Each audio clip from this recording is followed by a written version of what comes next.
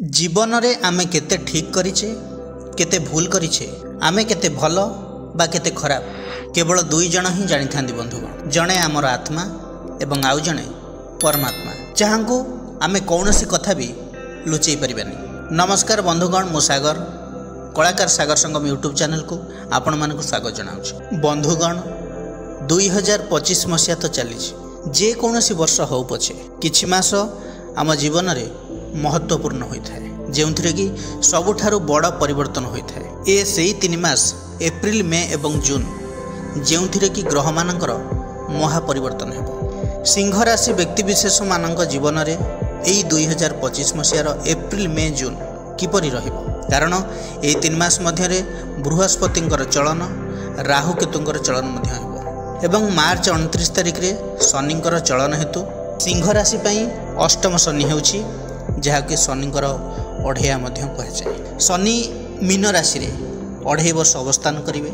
यही ग्रह मानकर गोचर चलन फल आपणकर जीवन में कौन नेगेटिव हम पॉजिटिव हम स्वास्थ्य शिक्षा love relation married life career business रे कौन सब प्रभाव पकेब से विषय डिटेल्स रे आलोचना करबा। बंधुगण यही विचार जन्म राशि चंद्र राशि को आधार करी करा जायछि। जदि आपणकर सिंह राशि बा सिंह लग्न तेबे ए भिडियोटी आपणक पई अधिक फलप्रद हेबो बोली आमर आशा और विश्वास। सिंह राशि कालपुरुषर पंचम राशि अग्नि तत्वर राशि राश्याधिपति हेले रवि। ग्रह गोचरीय स्थिति को नजर पकाइले 2025 मसीहार एप्रिल मासर ग्रह गोचरीय स्थिति एहिपरि रहिछि। द्वितीय रे केतु, अष्टम रे शनि, राहु, बुध, रवि एवं शुक्र, एकादश रे मंगल।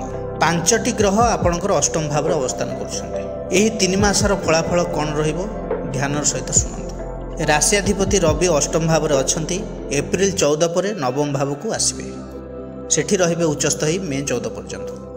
तमाने लग्न भावर अधिपति नवम भाव में उच्चस्थ रहिबार अर्थ भाग्य उन्नति हेबो, सर्वश्रेष्ठ फल यही समय आपन को मिलेबा, भाग्य साथ दब। वर्ष रे गोटे मास एमिति थाए जो कि रवि उच्चस्थ रही था। तेणु गवर्नमेंट सेक्टर क्षेत्र में हायर स्टडी क्षेत्र में आपणकर लक साथ दब। शुभ मांगलिक कार्य में सबुथिरे भल रिजल्ट आपन को मिलिबो। तापरे रवि मे 14 रु जून 14 मध्य वृष राशि रे दशम भाव रहिबे। दशम भाव होउछि कैरियर भाव, कर्मर भाव। एठी रवि मध्य 1 मास रहिबे। जॉब अपॉर्चुनिटी आसीबो, जॉब हो जावार पॉसिबिलिटी बढ़ी जीवो एवं हेबो मध्य, कारण प्रथम भावर संपर्क दशम भाव सहित रहउछि। एवं तापरे जून 15 रु जुलाई 15 मध्य रवि रहिबे एकादश भाव रे। एकादश भाव लाभ स्थान, प्रमोशन, गवर्नमेंट सेक्टर रे जदि आपण काम करूछंती मान सम्मान वृद्धि पाइबो। उपरिस्थ कर्मचारी दृष्टि आपण उपर रहिबो, किछि अचीव करि पारंती। अनेक दिन धरी जो आपणकर इच्छा अभिलाष थिला, जो स्वप्न थिला, से सब मध्य फुलफिल हो जिबार देखा जाउछि। कोनोसी परचेज करि पारंती कि रीइनोवेट भी करि पारंती। लाभ स्थान रे आसवा द्वारा रवि प्रॉफिट भी मिल पारे, बिजनेस रे हेल्प मिलिबो, इनकम सोर्स बढ़ाइबार चांस रहुछि। एबे आलोचना करिबा स्वास्थ्य विषय। लग्न भाव आमर शरीर यूनिटर भाव।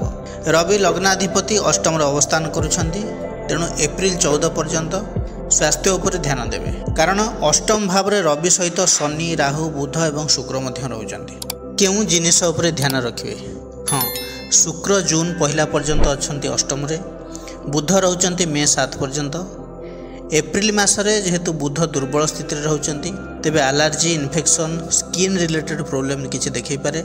खाद्यपेय भितर जब देखिबा ताहले फास्ट फूड को अवॉइड करंतु, जंक फूड ये सब किछि तेल मसला युक्त खाद्य जेते निवृत्त रहिले भलो, नले स्वास्थ्य बिगड़ी जाय पारे। जेहेतु रवि सहित राहु एकाठी रहउछंती, तेबे खाद्यपेय उपर टिके ध्यान देबे, काहेकि ना एठी खाद्य रे विषक्रिया सृष्टि हो पारे, फूड पॉइजनिंग हो पारे।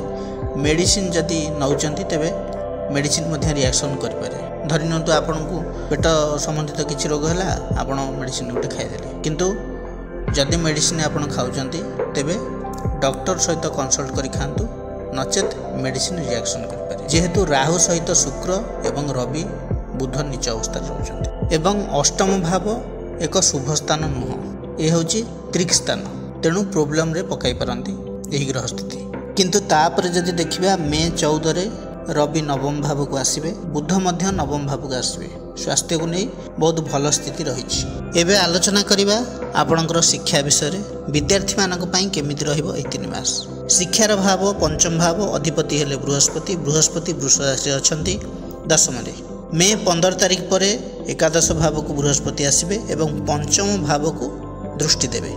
शिक्षा क्षेत्र में बहुत बड़ परिवर्तन देखा मिलिबो।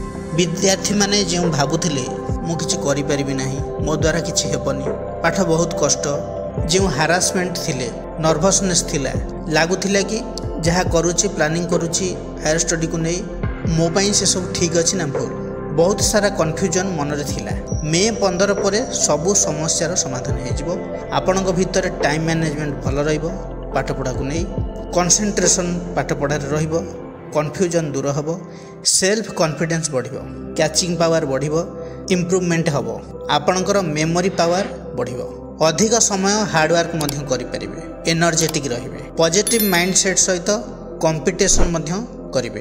तेणु जदि किछि प्लानिंग करूछंती तेबे मे 15 पर आपण पई बेटर रहिबो। इवन पंचम भाव मध्य संतान भाव अटे जो माने married person newly married couple अछंती तांकर संतान पई भल रहिबो फैमिली प्लानिंग मध्य हे परिबो गुड टाइम अछि।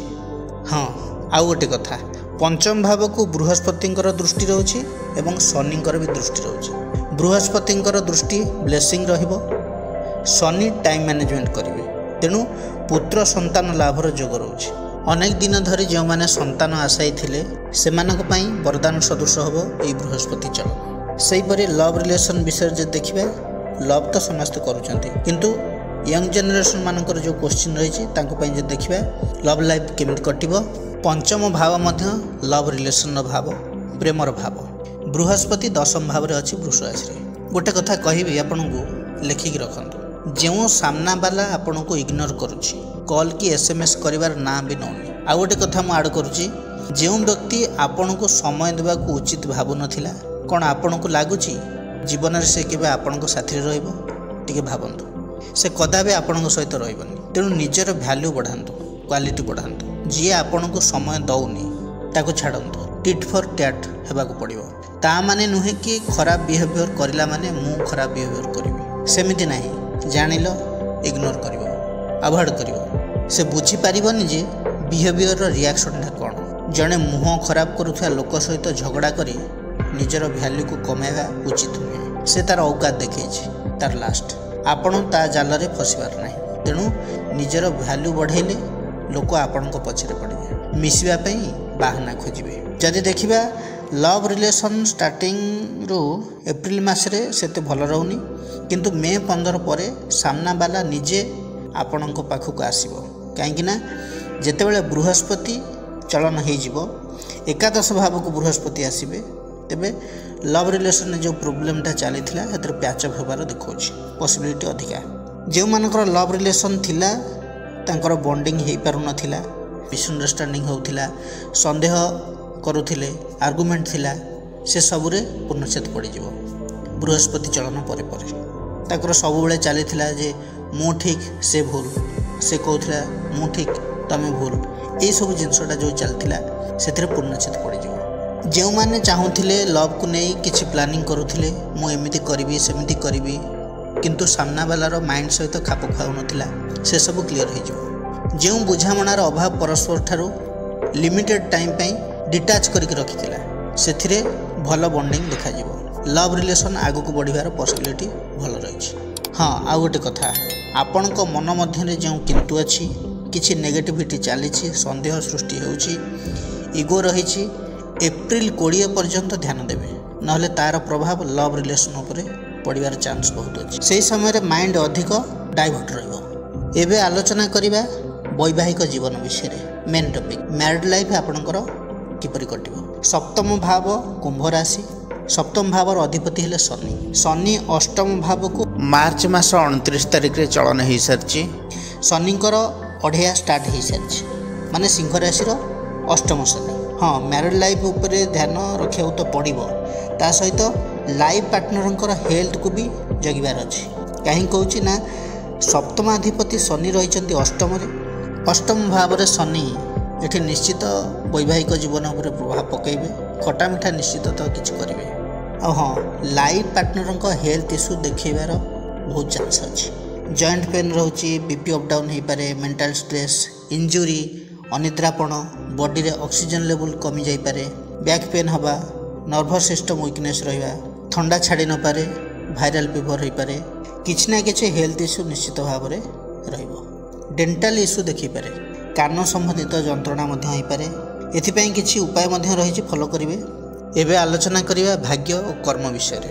କ୍ୟାରିୟର କିପରି ରହିବ, ତା ପୂର୍ବରୁ ଆଲୋଚନା କରିବା ଶନିଙ୍କର ଅଢ଼େୟା ବିଷୟରେ। ଅଷ୍ଟମ ଶନିର ପ୍ରଭାବ କିପରି ରହିବ। ଅଷ୍ଟମ ଶନି କଥା ଶୁଣି ଲୋକ ପ୍ରାୟତଃ ଭୟଭୀତ ହୋଇଯାଆନ୍ତି, ଆଡ଼ୁ ସାଡ଼ୁ ମୁଣ୍ଡରେ ପୁରେଇ ଦିଅନ୍ତି, ସାଇକୋଲୋଜିକାଲ ଡିପ୍ରେସ୍ ହୋଇଯାଆନ୍ତି। ଏଇଟା ହିଁ ସତ। ତାଙ୍କ ମନରେ ଏମିତି ଧାରଣା ହୋଇଯାଏ ଯେ ଶନି ଅଷ୍ଟମ ଶନି ଚାଲିଛି, ତାର ଏମିତି ଅସୁବିଧା ହେଇଥିଲା, ମୋର ବି ହେଇଯିବ। 100 ଲୋକଙ୍କର ଏମିତି ଅସୁବିଧା ହେଇଛି, ଆଉ ମୋର କ'ଣ ହେବନି, ମୁଁ ବି ସେଇ ଅସୁବିଧାରେ ମଧ୍ୟ ପଡ଼ିଯିବି। ଏଇ ଯେଉଁ ସାଇକୋଲୋଜିକାଲି ଡିପ୍ରେସନକୁ ସେମାନେ ଚାଲିଯାଆନ୍ତି। ଶନି ଖରାପ ହେଲା ମାନେ ସବୁ ଖରାପ ହେବ, ସେମିତି କିଛି କଥା ନଥାଏ। ଯଦି ଆପଣଙ୍କ ଜାତକରେ ଶନିର ସ୍ଥିତି ଭଲ ଅଛି, ତାହେଲେ ଖରାପ ଟିକେ କମ୍ କରିବ। ଯଦି ଖରାପ ଅଛି, ତାହେଲେ ନେଗେଟିଭିଟିଟା ଅଧିକା ରହିବ। ଶନି ଖରାପ ହେଲା ମାନେ ସବୁ ଖରାପ ହେବ, ଏଇଭଳି ଚିନ୍ତା ମୁଣ୍ଡରେ ସବୁବେଳେ ଥାଏ। ପ୍ରକୃତରେ ଦେଖିଲେ କ'ଣ, ଶନି ମ୍ୟାଚୁରିଟି ଆଣେ, ଶିକ୍ଷା ଦିଏ, କର୍ମର ଫଳ ଦିଏ, ଡିସିପ୍ଲିନ୍ ବନାଏ, ଉଚିତ କର୍ମ କରିବାକୁ ବାଟ ଫିଟାଏ, କମ୍ଫର୍ଟ ଜୋନ୍ରୁ ବାହାରକୁ ନେଇଥାଏ ମଣିଷକୁ। ଆଉ ମଣିଷ ତ କମ୍ଫର୍ଟ ଜୋନ୍ରୁ ବାହାରିବାକୁ ଜମା ହିଁ ଚାହିଁନଥାଏ। ତେଣୁ ମେଣ୍ଟାଲି ଆଡ଼ଜଷ୍ଟ କରିବାକୁ ଟିକେ ସମୟ ନିଏ ମଣିଷ, ହଡ଼ବଡ଼ ହୋଇଯାଏ, ସେଥିପାଇଁ ପ୍ରୋବ୍ଲେମ୍ କ୍ରିଏଟ୍ ହୋଇଯାଏ। ଶନିଙ୍କର ଏହି ଚଳନ ସିଂହ ରାଶି ବ୍ୟକ୍ତିବିଶେଷମାନଙ୍କ ପାଇଁ ରେସ୍ପନ୍ସିବିଲିଟି ନେଇକି ଆସୁଛି। ଆପଣ ବୁଝିବେ ଯେ କର୍ମ ହିଁ ସବୁକିଛି, କର୍ମ ହିଁ ପ୍ରଧାନ। ୱାର୍କ ଲୋଡ଼ ରହିବ, କାମକୁ ଆକ୍ସେପ୍ଟ କରିବାର ଅଛି, ଆକ୍ସେପ୍ଟ କରନ୍ତୁ। କାମରେ ପରିବର୍ତ୍ତନ ଆସିବ, କେଉଁଠି ନା କେଉଁଠି ଶତ୍ରୁତା ସୃଷ୍ଟି ହେବେ, ହେଲେ ସେସବୁକୁ ଇଗ୍ନୋର କରିବା ଉଚିତ। ଆଗକୁ ବଢ଼ିବାର ଅଛି। ନିଜର କଥାବାର୍ତ୍ତା ବ୍ୟବହାର ଠିକ୍ ରଖିବା ଉଚିତ। ଓଭର ଥିଙ୍କିଂରୁ ନିବୃତ୍ତ ରହିବା ଦରକାର। କୁଲ୍ କାମ୍ ପଜିଟିଭ୍ ରହିବାକୁ ପଡ଼ିବ ଆପଣଙ୍କୁ। ଔରାକୁ ପଜିଟିଭ୍ ବନେଇବାର ଅଛି। ଏବେ ଆଲୋଚନା କରିବା ଭାଗ୍ୟ କିପରି ରହିବ ଏ 3 ମାସ। ଭାଗ୍ୟାଧିପତି ମଙ୍ଗଳ ଏକାଦଶ ଭାବରେ ଅଛନ୍ତି। ଏପ୍ରିଲ 5 ପରେ ଦ୍ୱାଦଶ ଭାବକୁ ଯିବେ, ନିଶ୍ଚୟ ରହିବେ। ଯଦି ଏହି ସମୟ ମଧ୍ୟରେ କିଛି ବଡ଼ ଧରଣ ପ୍ଲାନିଂ କରୁଛନ୍ତି, କିଛି ନୂଆ ଷ୍ଟାର୍ଟ କରିବାକୁ ଚାହୁଁଛନ୍ତି, ତେବେ ଜ୍ୟୋତିଷଙ୍କ ସହିତ ପରାମର୍ଶ କରି କୁଣ୍ଡଳୀ ଗଣନା କରି ଆଗକୁ ବଢ଼ିବାକୁ ହେବ। କାରଣ ମଙ୍ଗଳ ନିଚସ୍ତ ରହୁଛନ୍ତି ଦ୍ୱାଦଶ ଭାବରେ। କାମରେ ଡିଲେ କରିଥାନ୍ତି, କାମ ହେଇଯିବ, କିନ୍ତୁ ଭାଗ୍ୟ ଭାବରେ ରବି ଏପ୍ରିଲ 14ରୁ ମେ 14 ମଧ୍ୟରେ ଭଲ ସ୍ଥିତିରେ ରହୁଛନ୍ତି, ପାୱାରଫୁଲ୍ ରହୁଛନ୍ତି। ଏହି ସମୟରେ ଟ୍ରାଏ ଯଦି କରନ୍ତି, ତେବେ ସକ୍ସେସ୍ ରହିପାରନ୍ତି। କ୍ୟାରିୟର ବିଷୟରେ ଯଦି ଦେଖିବା, ବିଦେଶ ସହିତ ଜଡ଼ିତ କର୍ମ କିଛି ରହିପାରେ, ମିଟିଂ ସହିତ ଜଡ଼ିତ ରହିପାରନ୍ତି। ଅଧିକ ସମୟ ଭ୍ରମଣ ଯୋଗ ରହୁଛି ଏ 3 ମାସ ମଧ୍ୟରେ। ଏମିତି କିଛି ଲୋକଙ୍କ ସହିତ ସମ୍ପର୍କ ସ୍ଥାପନ ହେବ ଯାହାକି ଆପଣ ତାଙ୍କୁ ଜାଣିନଥିବେ। ନୂଆ ନୂଆ ଲୋକଙ୍କ ସହିତ କନେକ୍ସନ୍ ହେବାର ଯୋଗ ରହିଛି ୱାର୍କିଂ ପ୍ଲେସ୍ରେ। କର୍ମକ୍ଷେତ୍ରରେ ଭଲ ରହିଛି। ଏପ୍ରିଲ 14 ତାରିଖ ଠାରୁ ଅଧିକ ଭଲ ଫଳ ମିଳିବ। ସବୁଠାରୁ ପଜିଟିଭ୍ ରେଜଲ୍ଟ ମିଳିବ କାମକୁ ନେଇ ଜୁନ୍ ମାସରେ, କାରଣ ଶୁକ୍ର 10ମ ଭାବର ଅଧିପତି 9ମ ଭାବରେ ପ୍ରବେଶ କରିବେ ଭାଗ୍ୟ ଭାବରେ ଜୁନ୍ ମାସରେ। ଯଦି 3 ମାସର କମ୍ପେୟାର କରାଯାଏ, ତେବେ ଜୁନ୍ ମାସ ସବୁଠାରୁ ଭଲ ରହିବ କ୍ୟାରିୟରକୁ ନେଇକି। ମେ ମାସ ବି ଭଲ ରହିବ। ଏପ୍ରିଲ 14ରୁ ମେ 14 ମଧ୍ୟ କ୍ୟାରିୟରକୁ ନେଇକି ଭଲ ରହିଛି। ଜବ୍ ହେବାର ପସିବିଲିଟି ରହିଛି, କାରଣ ରବି 9ମ ଭାବରେ ଉଚ୍ଚସ୍ଥ ରହିବେ। ତାପରେ 10ମ ଓ ଏକାଦଶ ଭାବକୁ ଯିବେ। 10ମ ଭାବରେ ବୃହସ୍ପତି ରହୁଛନ୍ତି। କ୍ୟାରିୟରରେ 3 ମାସ ଯାକ ଭଲ ରହିଛି। 10ମ ଭାବରେ ବୃହସ୍ପତି ରହୁଛନ୍ତି, ନଲେଜ ଗେନ୍ କରିବେ, ପଜିଟିଭ୍ ବିଚାରଧାରା ରହିବ, ମ୍ୟାନେଜମେଣ୍ଟ ସ୍କିଲ୍ ରହିଛି। ତା ସହିତ ଅଷ୍ଟମ ଶନିଙ୍କର ଅଶୁଭତ୍ୱ ମଧ୍ୟ ଅଛି। ନେଗେଟିଭିଟି ରହିବ, ଭୟ ବି ରହିବ। କିଛି ଲୋକ ହଇରାଣ ବି କରିପାରନ୍ତି। ତେଣୁ ସେସବୁକୁ ଇଗ୍ନୋର କରି ଆଗକୁ ବଢ଼ିବାର ଅଛି। ଏପ୍ରିଲ 14 ପରେ ଗଭର୍ଣ୍ଣମେଣ୍ଟ ସେକ୍ଟରରେ ବହୁତ ଭଲ ସଫଳତା ପାଇବାର ଯୋଗ ରହୁଛି। ଏବେ ଆଲୋଚନା କରିବା ବିଜନେସ୍ ଆପଣଙ୍କର କିପରି ରହିବ। ଯଦି ଦେଖିବା ମେ 7 ପୂର୍ବରୁ ବିଜନେସ୍ରେ ଟିକେ ଟଣାଉଟରା ରହିଛି, ଅପଡାଉନ୍ ଦେଖାଉଛି, କିନ୍ତୁ 7 ମେ ପରେ ବିଜନେସ୍ରେ ଗ୍ରୋଥ୍ ଦେଖିବାକୁ ମିଳୁଛି। ପ୍ରତିକାର କ'ଣ କରିବେ ସିଂହରାଶି ବ୍ୟକ୍ତିବିଶେଷମାନେ? ରବିଙ୍କର ବୀଜ ମନ୍ତ୍ର ଜପ କରନ୍ତୁ, शनिଙ୍କର बीज मंत्र मध्य जप करंतु शनि गीता पाठ करंतु गायत्री मंत्र जप करंतु सूर्य को जल अर्पण करंतु हनुमान चालीसा पाठ करंतु शनिवार मंगलवार निरामिष रहिबे यह आपन पई सुफल दब बंधुगण यह थिला सिंह राशि व्यक्तिविशेष मानक पई एप्रिल मे एवं जून मासर राशिफल विषय रे जदि भिडियोटी आपण मानकु भल लागि थाए तबे लाइक शेयर कमेंट करिया को जमार भी भूलिबे नहीं पुणी आसीबी आउ एक नुआ अध्याय को नहीं से पर्यंत रहउची नमस्कार।